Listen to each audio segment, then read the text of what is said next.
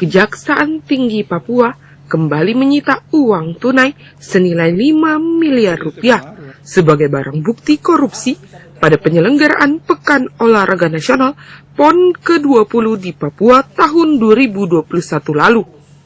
Uang tersebut disita Kejati Papua dari Ketua Harian Panitia Besar Pekan Olahraga Nasional PON ke-20 Papua berinisial YW. Dalam pernyataan pers di Jayapura, Jumat 3 Desember 2025, Asisten Pidana Khusus Kejaksaan Tinggi Papua, Nixon Mahuse mengatakan, barang bukti uang tunai yang disita tersebut bersumber dari pinjaman Panitia Peresmian Papua Bangkit dan dana operasional Ketua Harian Panitia Besar PON Papua.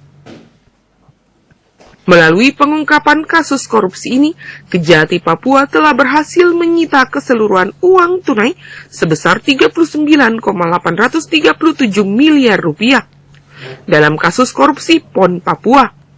Sementara, total kerugian negara dari kasus perkara tersebut mencapai 205 miliar rupiah. Ya, terhadap saudara Ketua Harian masih sebagai saksi, ya, belum jadi sebagai tersangka, masih sebagai saksi. Ya, ini kan proses hukum, jadi pengembalian kerugian negara artinya punya etikat baik untuk mengembalikan kerugian keuangan negara. Tetapi di Undang-Undang 3199 dan perubahannya Undang-Undang 20 tahun 2001 bahwa pengembalian kerugian negara tidak menghapus seorang untuk tidak dipidana, ya. Itu pasal 4-nya. Sisa 31 miliar 138 juta sekian, ya, ini semua tergantung dari Pak Kamudi dan kawan-kawan penasihat hukum. Maka bisa di bulan Desember ini akan dikembalikan semuanya, karena inti dari korupsi adalah inti delik, ya, bukan inti, ya, inti delik dari korupsi adalah pengembalian kerugian keuangan negara. Walaupun kita menghukum orang, tidak ada pengembalian kerugian negara, ya, tetap negara rugi. Negara sudah keluar untuk melakukan persidangan, di lembaga, di lapas, dikasih makan, minum, dan segala macam. Inti dari korupsi adalah pengembalian kerugian keuangan negara. Tetapi tadi di pasal 4 itu pengembalian kerugian negara tidak menghapuskan seseorang, ini tidak ada, ya. Ya, ini semuanya, ya, dari keputusan dari pimpinan, dalam hal ini Pak Kepala Kejaksaan Tinggi. Sementara itu, Koordinator Penyidikan Kejati Papua, Valeri Dedi Sawaki, menyebutkan tim penyidik selain menyita uang tunai, tim penyidik juga melakukan upaya pencarian aset-aset yang dibelanjakan dengan uang PB PON. Dirinya menemukan beberapa titik, salah satunya Merauke, menemukan puluhan motor cross dari PB PON yang tak bertuan, sehingga melakukan pendalaman dan akan berkoordinasi dengan Pemda Provinsi Papua.